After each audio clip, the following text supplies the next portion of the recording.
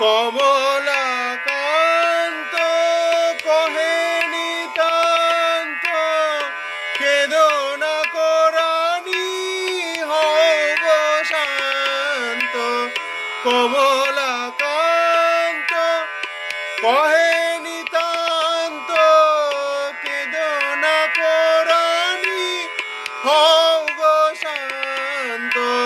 কে পাইবে তোমার উমার অন্ত, কে পাইবে তোমার উমার অন্ত।